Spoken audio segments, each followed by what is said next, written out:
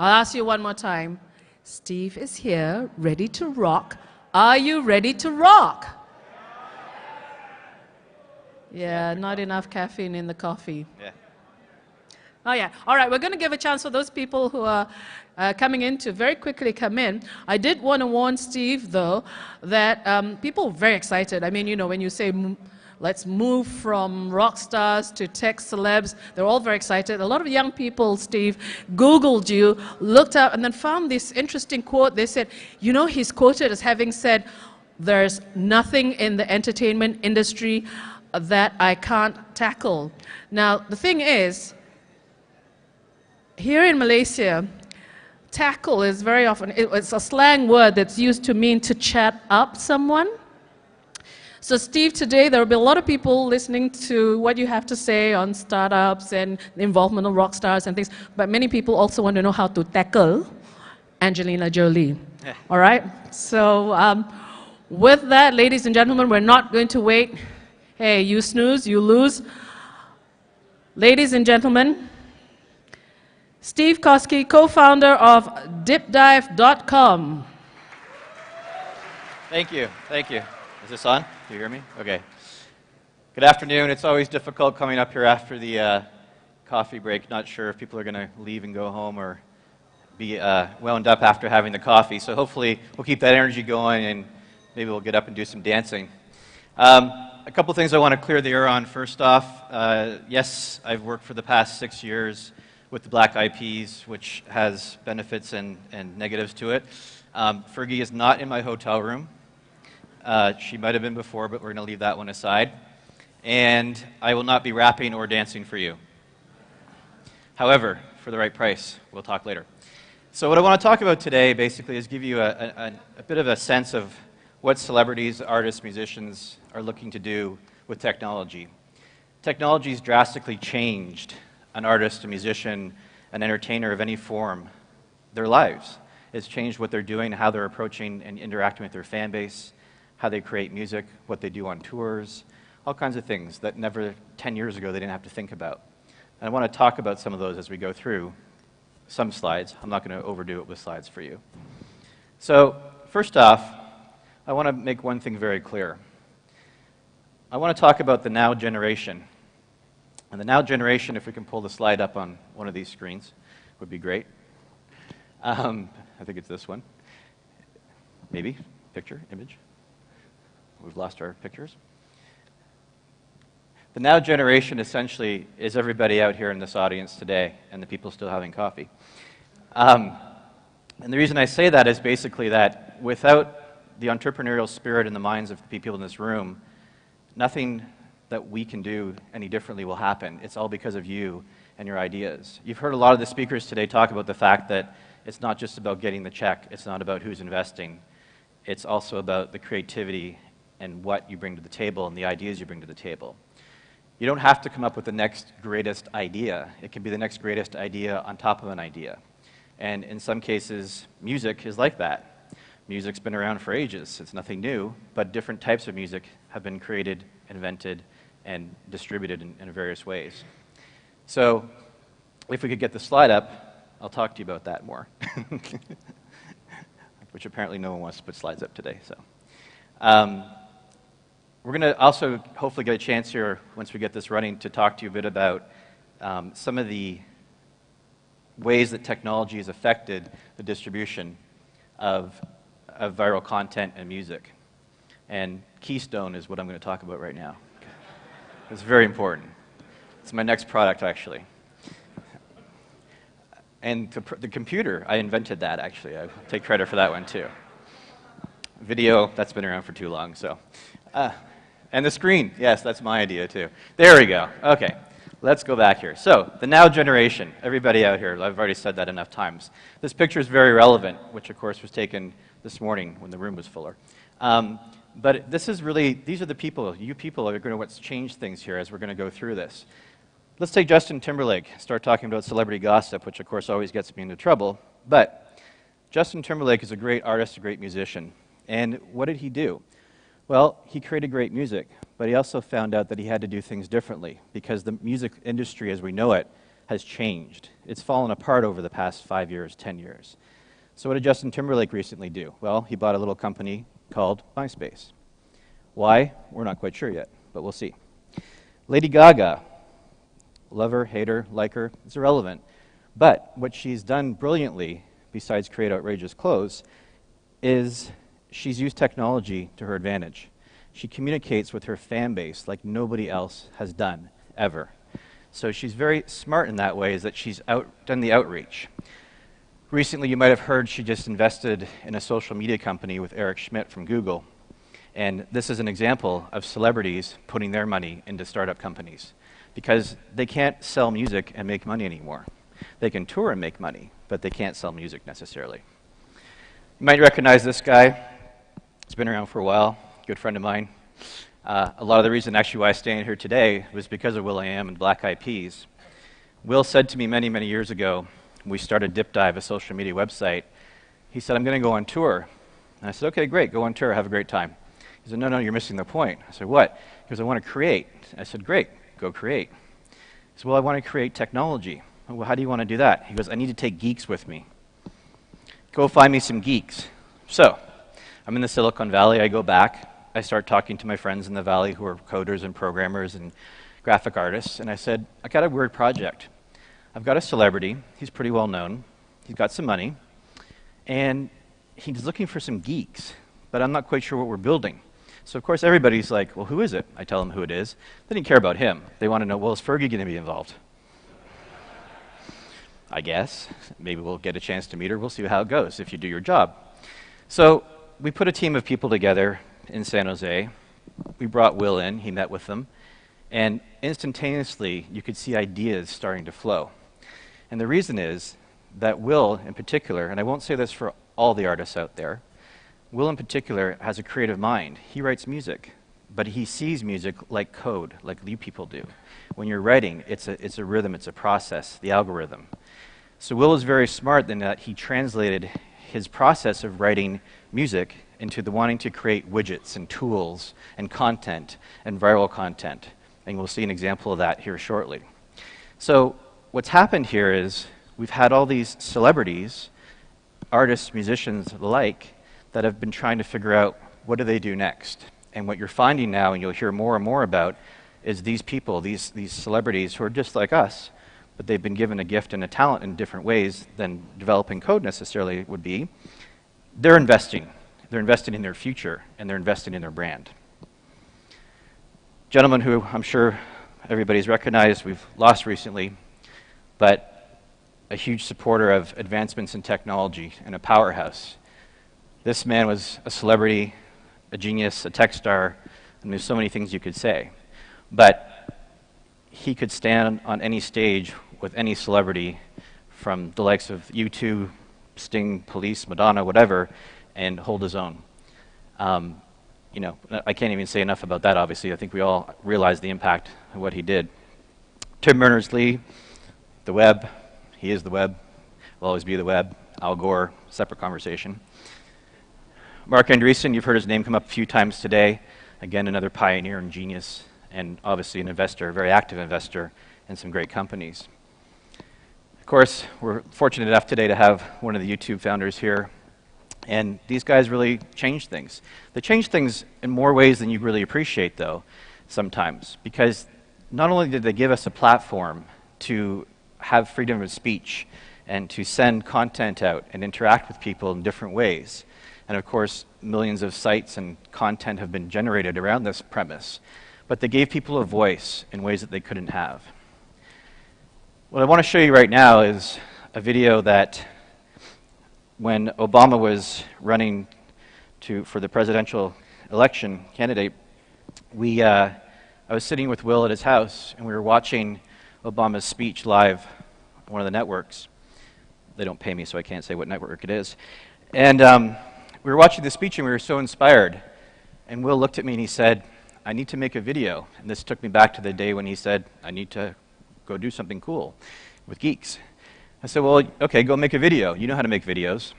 He said, no, you're missing the point. We need the geeks to make the video. I'm like, geeks don't make videos. They make animations. They do cool code. I said, well, I'm going to make the video. We're going to put it live in 3 days. At this time, Dip Dive didn't exist. We were still building the site. But what happened here was we went into the studio in Los Angeles, went into a studio in New York, and in 2 days, we shot in both locations, flying back and forth twice, this video. And why I want to show this video is to give you an idea of how technology changed an election. No one thought this would even happen. No one thought this was possible. We didn't do it for this reason. We did it because Will believed in the message, and he felt as an artist compelled to say to people, together we can do things. I'll tell you more about that after. So hopefully it doesn't put you to sleep. I'm going to take a chance and play it. And where's the audio?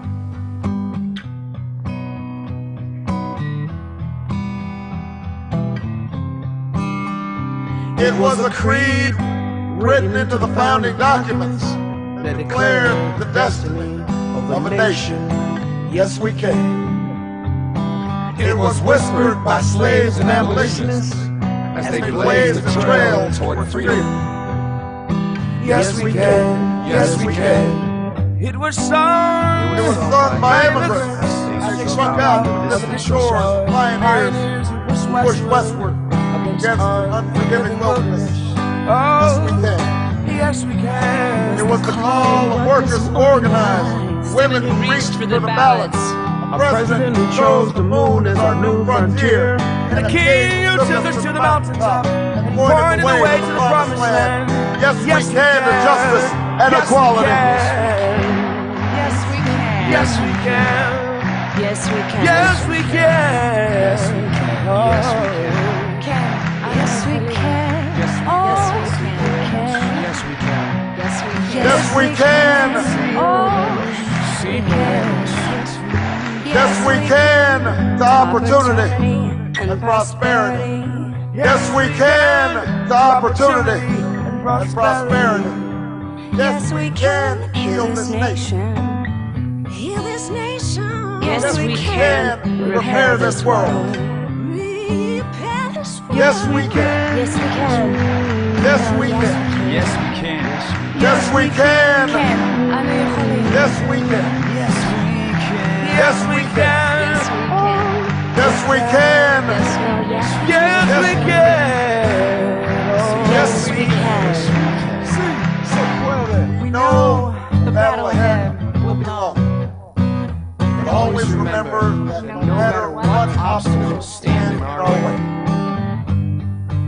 nothing can stand in the way of the power of millions of voices calling for change. We want change. We want change. We want change. We have been told we cannot do this by a chorus of cynics. They will only grow louder and more disciplined. We've been asked to pause for a reality check. We've been warned against offering the people of this nation false hope. But in the unlikely story that is America, there's never been anything false about hope.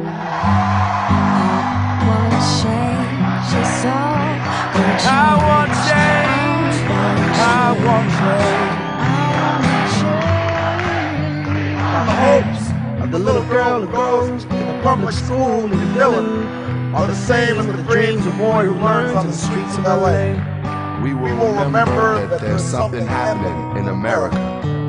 That we are not as divided as our politics suggest. That We are one people.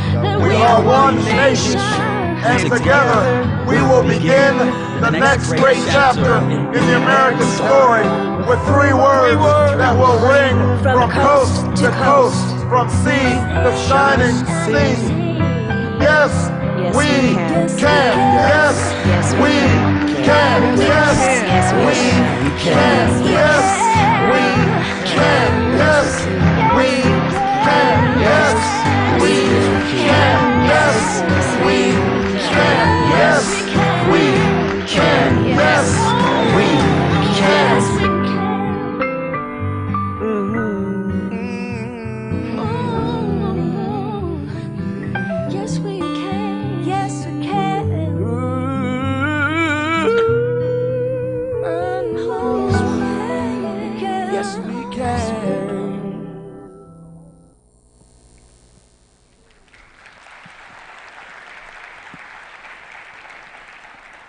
Thank you. Hopefully I didn't put everybody to sleep, but I have to tell you that I've seen that video probably over 1 million times myself, just watching it in various forms and formations, and it still strikes a nerve every time, an affectionate nerve, but one that just creates all kinds of thought. And what goes through my mind, obviously, is not just about what happened with the election, but the fact that there was 30 software developers behind that video doing stuff that will never be really spoken about except when I talk about it. But let me tell you what happened with that video. Aside from the fact that we had 120 celebrities, which I think we only ended up editing into about 16 or 20 of them, that when we put the call out through Twitter and texting and whatnot to our friends and the friends of the Ps and everybody else, wanted to participate in this. And what you have to understand was we didn't necessarily do this for Obama. It was obviously based on his speech, but it was about bringing people together. Celebrities, regardless of political direction, so to speak, wanted to be involved. So what happened with this video was we put it up on the web. It took us from start to completion, as I said, 2 days to do the video, another day to edit it and get it live on the internet. The first day it went out, we had 3 million views on two sites, YouTube and DipDive.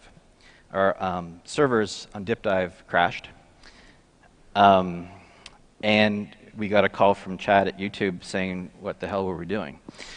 So we were a little concerned, of course, because we didn't expect that to happen. But what we quickly realized that the message was spreading.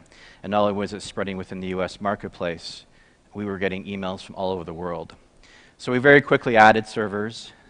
We called our server farm and said, "Give us all you got, Scotty." And we started getting more and more hits. So it was phenomenal. But then the interesting thing happened. 3 days later, we started to find all these different versions of the video. People were changing the words, they were doing their own versions, they were dressing up, they were playing different roles. There were some that were great, there were some that were bad, there were some that we had to take down. But what we found, though, was amazing was how it created this culture around viral content. And what we realized was that we were giving people an opportunity to voice themselves in a different way that they had even thought about doing. There was ringtones that we never did. There was mobile, there was screen, wallpaper downloads going on. There was CDs, there was T-shirts. And then a few weeks later, I started getting emails from colleges and universities around the world asking us for the rights to the video, to use it in schools and in the educational system. And we asked them why. And I can tell you from my perspective, which isn't always looked upon very well, I never finished college. Parents, don't talk to my parents about it, a very sensitive topic. But what I realized was that they wanted to use the video to educate students on how to use social and viral marketing and how it could affect things for them and how they could learn from it. So that video, the script from it, the story of it, I think appears now in, I stopped counting, but it's in over 300 papers and textbooks around the world right now. The video was done in 13 languages officially. Who knows how many spanned off of that. And again, I think on that, our version of the video, we're over 1 billion views worldwide today. And then if you count all the other places, it is who knows. But the point of it being that this type of video couldn't happen without technology and without people thinking about ways to come up with technology to distribute content. And content, of course, is king. We then went on to win an Emmy Award for the video. A person in my small little stature would never think about having an Emmy Award. And I remember the day Will called me up and said, "We have to go to LA. We won an Emmy Award." I said, "Congratulations, you win Grammys all the time, have fun." And he said, "No, you have to come too, you won one." So I was kind of taken back by that, but the Grammy Association basically recognized us for creativity with technology, which was the first time they'd ever done that. If you can change an election, if you can change the board of directors of the Grammys to appreciate technology and content with using technology, I basically tell you there's nothing you can't do. And thank you for quoting my LinkedIn little story there about tackling everything. The reason I said that is because I was so inspired by the process of what we went through that I felt that we could tackle things. And no matter how big or small the challenging opportunity is, there's always a way to do things. So I want to come back to this picture again, the now generation, and you'll understand why I keep talking about the now generation. It's up to everybody in this room to take that step forward, to take your creativity and let it grow and be heard. A lot of people have come up to me the past few days and said, "Well, how do I do this, and how do I reach out, and how do I get involved?" And the bottom line is you just have to take the first step forward. That's how it all works. Whether it's posting a video, posting a comment, getting in touch with the people that are here from the Silicon Valley. I guarantee you we'll be back, but it's not just us coming back that's going to make the difference. It's yourselves taking that step forward and acknowledging yourselves and getting out there and telling us that you're there and you want assistance, you want mentoring. So this quote basically is from a song, of course, that Will did.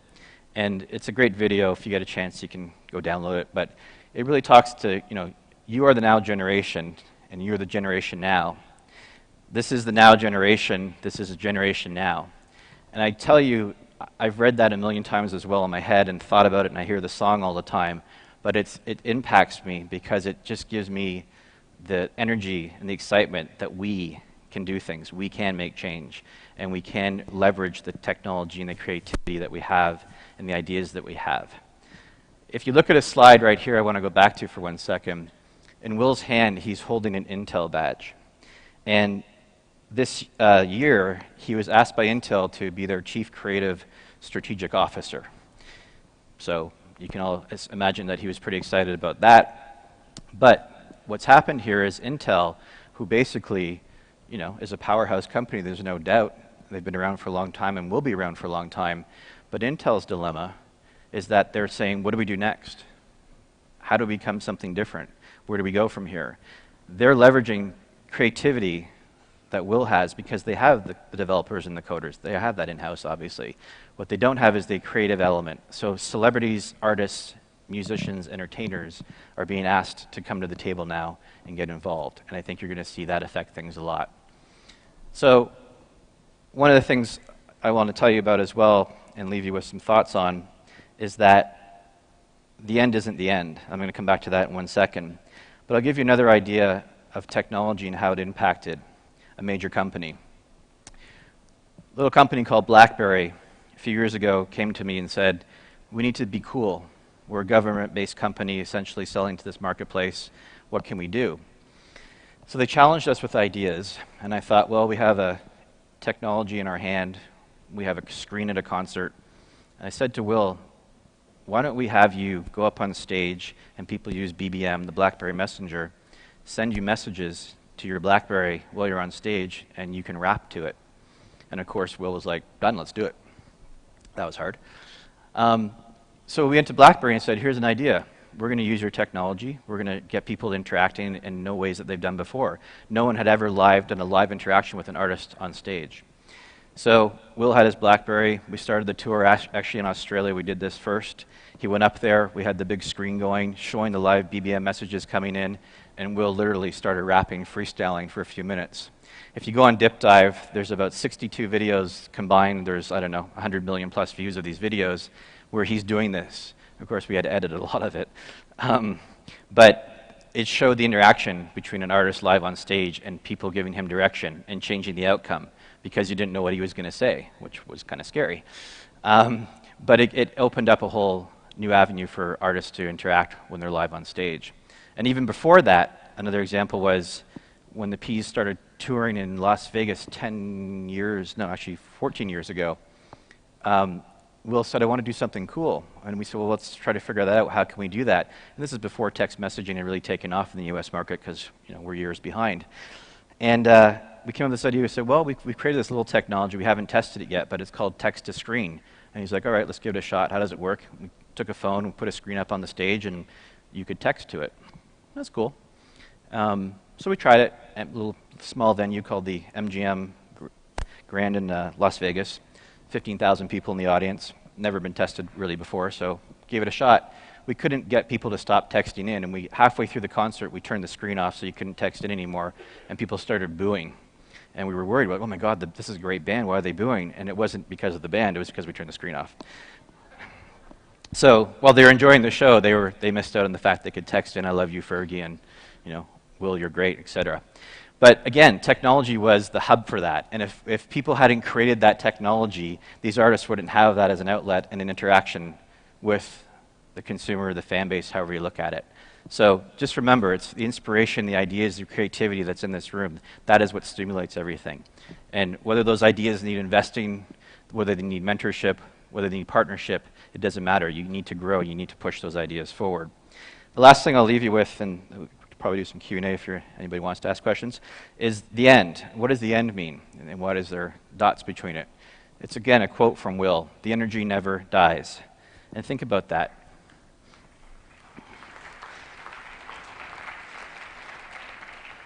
No matter what happens, economic crisis, in government, in private sector, no matter what, you can't stop the driving force of creativity. The energy is within all of us. And if you ever listen to the album or you listen to the music, it's uplifting always. Good situation, bad, good topic, negative topic, there's always a positive to it. So again, I've been incredibly impressed with the people I've spoken to so far here in the past few days, with the energy and the passion you have. And please, please, don't ever let that die. Keep that going forward and hang on to it, because that is how you'll all succeed and be able to reach limits that you never thought possible. So energy never dies, and you are the now generation. Thank you. Questions? All right. Questions? Or are you just completely blown away by the presentation? The Malaysians are thinking about how to get Will.I.Am here to do a version of Malaysia Boleh, right? Yeah, we've got something that says Malaysia Can, Steve. So, you know, after watching that video, we're like, we may be coming up to general elections anytime soon. So, like, yeah, how about a peace video or Will.I.Am video? Questions, anybody? Yes. There we are. Hello. Hello. Hi. All right, we'll take the young lady first. Okay. Okay, thank you. Well, my name is Adila, and I'm starting up a business called domyhomework.com. My question is that when you were cooperating with Will.I.Am, he's the one who see that, you know, music is basically a code. How do you reverse the system that sometimes you understand that a code is a code, but you cannot actually communicate it with people who doesn't see it as a code? Thank you. Great question. So first off, thankfully the internet wasn't as prominent when I was a child, because if your site existed when I was going through school, I'd be in serious trouble. Homework and I didn't get along. So one of the things I found really interesting in working with Will was that my background had always been brand and marketing and a little bit of technology. And I had known Will as a friend for many years before we started working together. And when he told me that he wanted to launch this site called Dip Dive, we sat down and I had one of my artists come in and we started doing wireframe drawings. And what he could never understand is, why does it take so long? I said, what do you mean? Well, here's the drawing, I approved the drawing, can we turn the site live tomorrow? And I'm like, well, no, this is like 50 pages of drawings, and there's interaction and code and database and everything else and e-commerce. And he was amazed that it was going to take so long. And so, of course, I said, well, Will, when you sit down to write a song, how do you do it? Of course, we were in the studio, so he's like, I do it like this. Here's an idea, write some music, sing a song. There, I just wrote a song for you. Okay. I knew that wasn't going to be the way to try to get the point across to him. So what we had to do literally was I said, Will, you need to give me a few weeks. I'll have the coders go off. We'll get them to work around the clock, and they'll build stuff. So we built essentially a very base level of interaction, and we showed it to him. But what we were able to show him, to your question, is that we were able to show him all the lines of code. And what I said to him was, all these lines of code equal, in this particular case, this paragraph of code is one music note. And if you can understand how long it takes someone to write all that code, that's what it takes to make your one music note, to convert it back and forth, essentially. So he started to get an idea of how that would come together in the time frame. So I think that essentially, you know, the difficulty is, of course, developing code now has become a lot easier. There's new tools, new functionality, shortcuts, all kinds of great things to do that with. But I think that it's been an educational process. And particularly, I'll tell you, in working with VCs, because I used to sit on the other side of the table, where I would go to VCs and pitch them on ideas, and they would say, well, we don't understand how it's going to work. Well, we can't show you until you fund us, because I need to hire someone, because I don't do code. Now I sit on this side of the table where I fund companies, and I'm like, you don't need to show it to me, just tell me the idea. I like it, okay, go build it and come back in a few months. So it's all about the adaptation and process, essentially, and I think you'll find, you know, working with people that are funding companies, they understand a lot better now than they used to, certainly, years ago. Good evening, Mr. Steve. I just want to know your experience, how you start up with this kind of business, and I want to know the experience in how you handle the consumer products in these industries. Then give us some advice. Thank you. Well, in this particular case, it was challenging because we were dealing with, in my last enterprise anyways, dealing with consumers as far as fans go. And fans are far more difficult to deal with than your average consumer, so to speak, because fans demand things and they demand things now, and they don't like to wait. So it's always interesting for us when we do something with technology or we do something with a celebrity that other people try to replicate it very quickly because they figure, oh, you guys have figured it out, but it takes that special ingredient to make it happen. So the experiences, to be honest, vary. They vary from, a launch of a tool, an application, a company, the people involved. It's a whole cross-section. There isn't really a particular direction I can say, this is how it is, because it changes. Everything changes on a daily basis. So I can't really say to you in one fell swoop, this is how it's going to be. It isn't. It never is. It never will be. So it's about your day-to-day experiences and what you learn from them and what you do next. All right. Yes. My name is Muhammad Dahan. I'm involved in research, political as well, market research.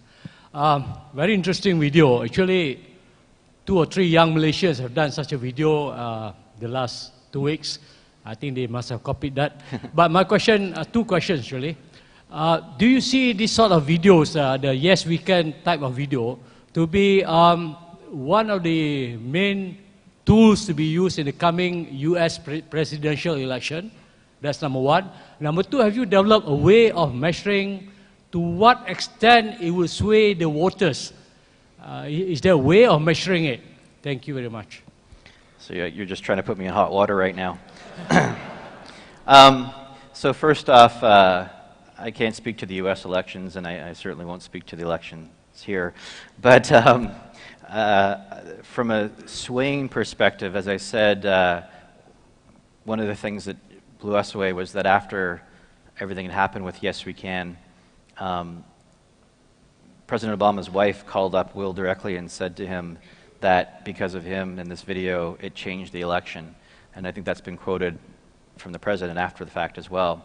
So we definitely know that it can and did change things for sure.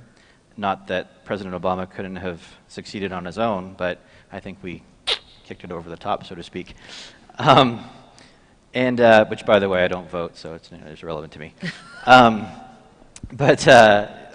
think that's the thing. So I think to answer your question, technology, video, content, viral, anything can change people's minds and directions. And I've seen the videos actually that came out of Malaysia, and I think again you're going to see more of that in every country, and it's going to continue to happen. It's powerful. It's definitely powerful. Content, as I said before, is king. It always will be. How you get the content out depends on everybody's ambition and drive to create new technologies to do so. Right, gentleman at the back. Hi, thank you. My name's Dennis. What advice can you give all of us who want to actually make our own viral content? How should we do it? What works? What doesn't? My hotel room tonight, we're going to party and we're going to create some videos. That's a joke. Yeah, sorry. I could cause trouble there. What advice can I give you? Well, I can tell you that we obviously get approached a lot from people who want to, aspiring songwriters, artists, whatever, and they have ideas or they have songs or videos they want to do. I think the reality comes down to, it's like a software company, a tech startup, anything like that. It's all about your team. It's no different. Music is just a form of expression. Technology and coding is a form of expression. The end result is all the same. It's who you surround yourself with and the powers and the thinking of those people that you put around you. So I think the answer basically is, choose your partners wisely. And as you heard earlier in some of the speeches and seminar, that everybody has to be willing to carry their load and work hard. Creativity is the bottom line. And look, just like a VC says to people, or sometimes they don't tell you this, but VCs, 1 out of every 10 deals they invest in succeed, and as long as 1 out of every 10 succeed, they're happy and they cover everything else. Videos, same thing. I mean, you just don't know. Hopefully your messaging and what you're trying to do is there, and you have the ability to distribute it. The platforms are out there. It's just a matter of how you push it out. Yes. Hi, Steve. I'm Ren from socialgrowth.com. Do you have like 5 to 10 minutes left? This one I'd like to do that. Me and my partner would like to talk to you in private. Because I actually doing something similar like you. As in, we got local celebrity contact us to do something about tech as well. So I set up, help them on the YouTube videos and also our website. Actually, I do something quite similar to yours. So I think I need your guides on. If you want to do a rap later on, then I'll listen to you. That's the condition. So I want to see you break it down a little bit. But yes, absolutely, get me for sure. Is it? Yeah. Yeah, I did some viral video before. I did a video and that ran a test. I just did it for my own fun and actually went viral. So viral, this kind of thing, you can't. I can say that we can't predict. It went viral, then you just went viral out of nowhere somehow, somewhere like that. But I'd like to talk to you about more technical stuff instead of the viral part. Sounds good. We can do it. Thank you. All right. Thanks. All right, thanks. Let's go to over here. Hello. Hi. Okay, my name is Akasha. Okay, as we can see, music evolved from the Baroque period to the 20th century. So in the early stage, in the recordings, in the music industry, entertainment itself, live instrument being used in the in such of recordings. Now, people are using sampler, modern technology to replace all these instruments. So my question is it every time when we introduce new technology or new ideas, there's a must that we must kill the old idea? Okay, thank you. I think, again, I think everything goes in cycles, and my musical background is limited. But aspiring musician that never happened, so now I associate myself to musicians so I can live virally through them. But I think everything goes in cycles, and right now, of course, the big thing is auto-tune, and with auto-tune, everyone's a singer. You know, my poor voice, I can actually sound really good. But I think you're going to find, as everything else does, that at a certain point in time, just like dance music and techno and everything else kind of goes through these ups and downs, you're going to find this, people go back to the old Hammond organs, if you will, that some of you probably don't know what that is, but an acoustic sound and whatnot, because it's like vinyl, right? I mean, you're going to see, I believe, well, vinyl in some places has come back, and DJs are going back to vinyl now, and they're not using samples and everything else. So I think everything has its cycles, as technology does as well, too. So I think to answer your question, watch for it to come back again, and I think people get tired of, I hate to say it because some of the music you're hearing is like that, but you'll get tired of that sound, and then you'll hear a change in the years ahead, and obviously musicians and artists will get more creative, too. At the back. Hi, my name is Ku. I was thinking like the energy never dies. I have a thought on your teams, how you keep the passion or maybe the deals among your partners or co-founders to make them like every time to be encouraged to do every work in this business. It's called caffeine.